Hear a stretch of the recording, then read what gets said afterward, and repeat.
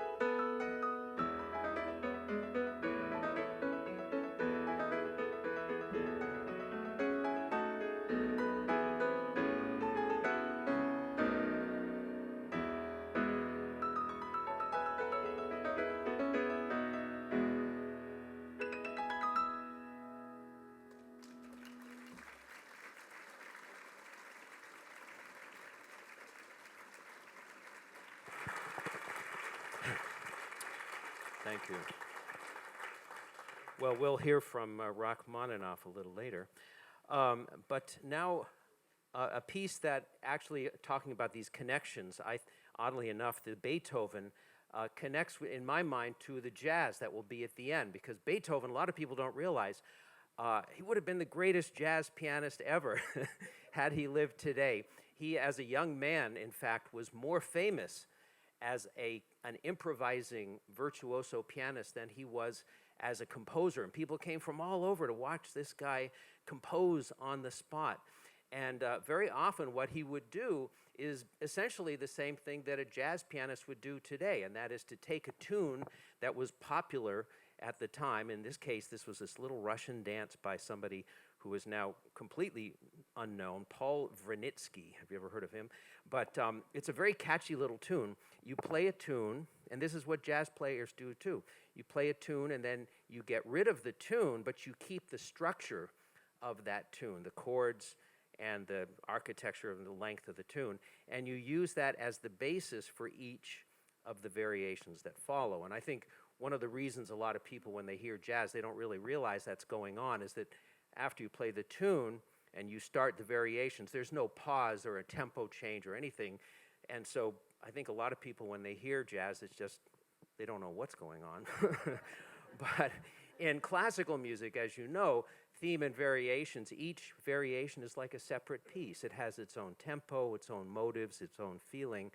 And Beethoven was, to me, absolutely the greatest composer of the variation form, before or since, partly because of his experience as a young man improvising, and very likely, incidentally, this is an early work of Beethoven. He very likely did improvise this and then went back to his home and tried to remember what it was that he improvised, and probably cleaned it up a little bit. But it's, of course, also because of Beethoven. I mean, he has this incredible combination of, really meaty musical integrity, and yet a sense of fun and spontaneity that you'll hear, such creativity, how he takes this tune and plays with it. Incidentally, you'll know you're coming to the end. Very often with Beethoven variations, his last one is much longer than the others. He kind of goes on a tear. And so when you hear something that just keeps going on, you know you're getting to the end.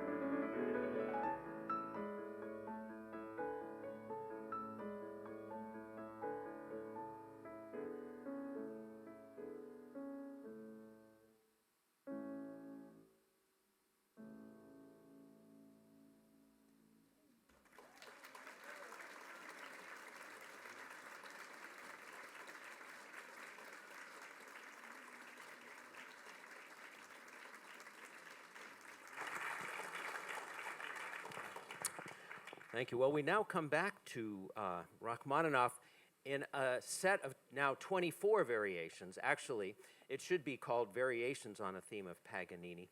But my little pet theory is that there was this work that came written in 1924, 10 years before this, called Rhapsody in Blue. And it was a huge hit. And probably Rachmaninoff was hoping to ride on some of those coattails.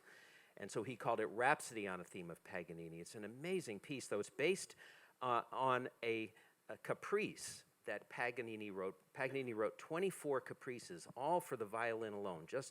Everybody should, sometime in their life, watch somebody play all of these caprices. They're impossible. They're just amazing virtuoso works. And Paganini was a legend in his time. You could see from pictures of him, he looked like a ghost, and he played so amazingly. There were rumors that swirled around the name Paganini that he had sold his soul to the devil to play as he did. And he did nothing to dispel these notions. I'm sure it just added to his fee. But but Rachmaninoff got kind of taken with the humor of the whole thing. And so he wrote this piece, believe it or not, as a ballet. He actually envisioned this to be a ballet when he first wrote it. And he had various characters in this ballet, one of them, of course, being Paganini in the form of this very famous tune, which I'm sure you'll recognize. Everybody, Brahms and Schumann and many other people have used this famous tune. But then there's also the devil who shows up in the guise of this old Gregorian chant called Dies Irae, Day of Wrath, and it goes like this.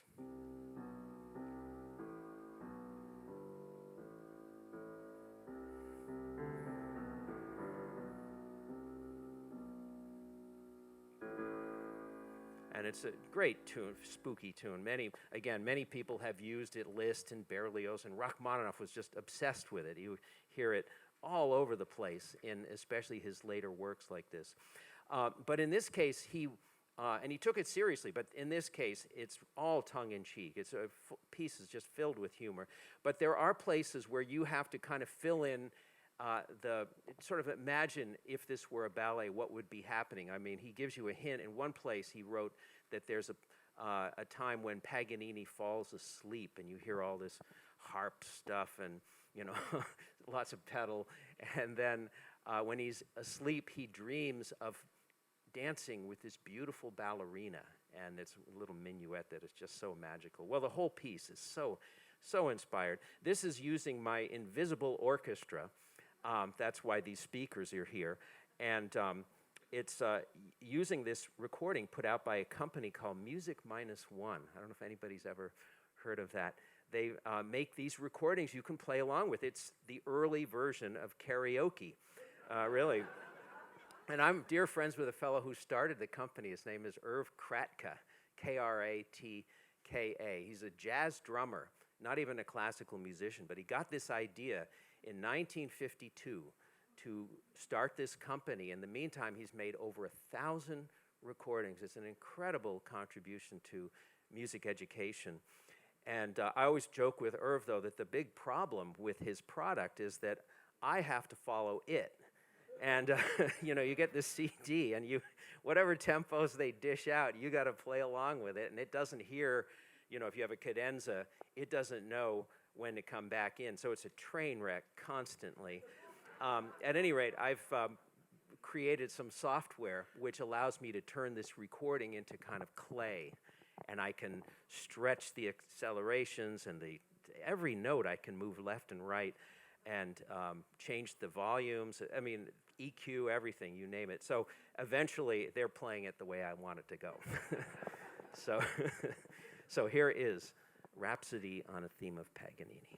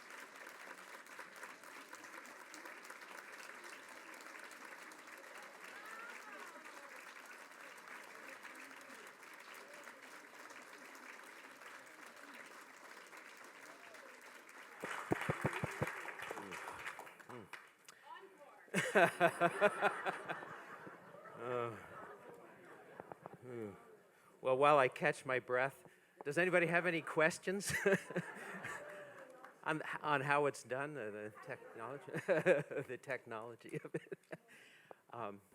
Yeah. Yes, you have a question. He's asking how much rehearsal time did it take to sync everything? Well, actually, what's so cool about this software is that while I'm practicing, it's totally set for the concert. It doesn't listen to me.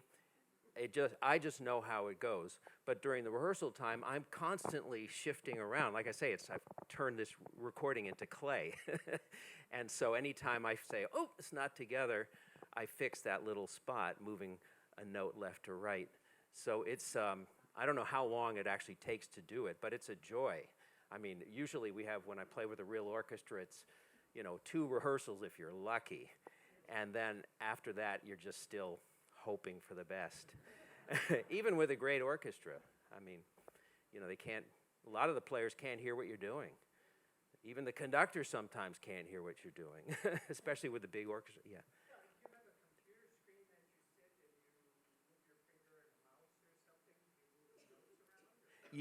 Yeah, he's asking what's sort of the interface for this. And I have the notes, and I can move them left and right. And also there, of course, I can take a whole chunk and say, move it up, make it a little bit faster, a little bit slower. But you can get it down, so you can just jack up a whole section, or you can go from each individual note and move it left and right. So.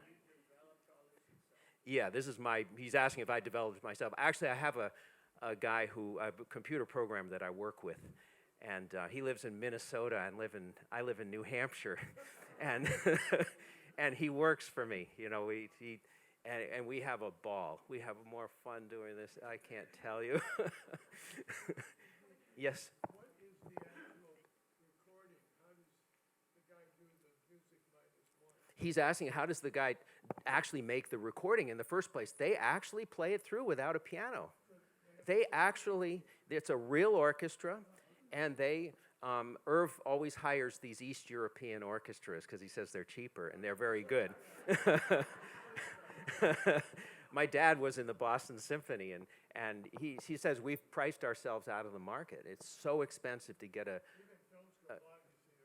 yeah, he's saying a lot of film scores also are done in Eastern Europe. So, he gets these orchestras, and probably what they do is they get a pianist to play it through, so they have in their ear the retards, because they're in the ballpark. I'm not saying that they're terrible, but it's just not the way I'd want it to go. But still, they know there's a certain way that you really want it.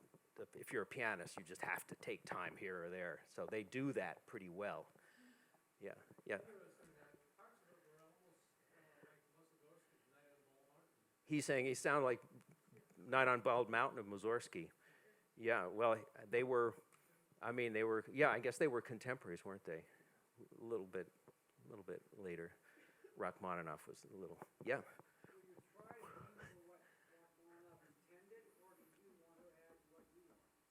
That's a great question. Do I add what I want it to sound like, or do I try to get into the skin of Rachmaninoff? I don't know. I guess a little bit of both. If you don't put yourself into it, you kind of feel like, what's the point? But I guess on the other hand, if you totally get into the music, not Rachmaninoff, but the music, what the score wants, you connect with it. So, just by being true to it, you feel like you're expressing yourself. I guess that's the great thing about these arts, these recreative arts, like being an actor or being a musician.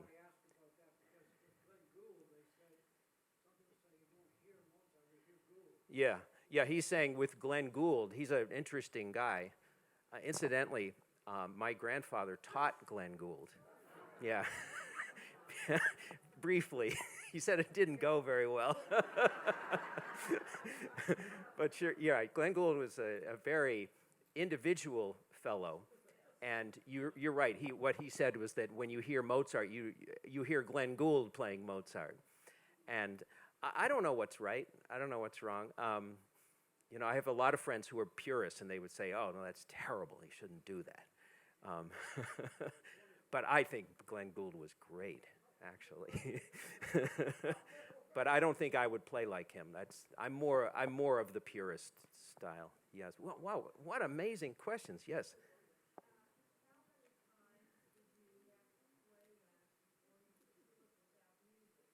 How long before I could play it without music? That was the first thing I did. I learned this in college, and I think I spent me two months probably learning it.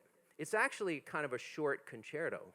It's only 22 minutes, as concertos go. They're usually, like his third concerto is something like 37 minutes long. Yeah. Well, what a fantastic, yes, one more, yeah. How many hours a day does it take to maintain this level of virtuosity? I wish I spent more time, actually. I wish you hadn't have brought that up. No. I mean, it's certainly, I'm 65 and I started when I was 7, so I've been at it nonstop ever since. But it is hard when I'm traveling, to find practice time. And yeah, I came from Hemet, and on this mountainous road, oh man, I'm surprised I can even get through this thing. But yeah, and so I didn't practice today, but I should. Yeah, I don't know, 6 hours a day is probably what you need to do. Yeah. Well, what great, oh wow, okay, one more. What's that? Who provides the piano? You do. I can't believe this place. This is your piano. This is my little screen. It sticks to the lid through. It's just a sheet of, like a hefty trash bag. It just sticks to the lid.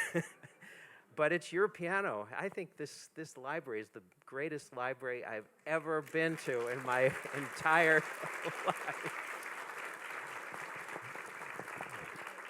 It's amazing. If I recall, this belonged to Carnegie Hall. Did this belong to Carnegie Hall at one time? Oh, their rehearsal piano. Wow, oh yeah, maybe. Yeah, she's saying maybe I played this at Carnegie. I don't know.